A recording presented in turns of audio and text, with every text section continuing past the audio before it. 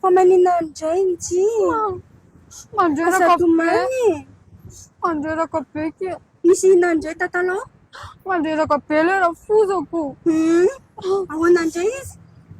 Zavana tambatambatra lera fozako 10 millions d'euros hoe saraka amin'ilay zanany. 10 millions d'euros zany? Fa sora Nji fa tsy hafa am'zy 10 millions d'euros. Tsara zany. Tonga dia atao saraka. Tsy maintsy mahita sipa foana. Dia ahoana zany programme antsika androany? Ndao za efa programme hoe hatramin'ny saute slip ampasy roko daholo.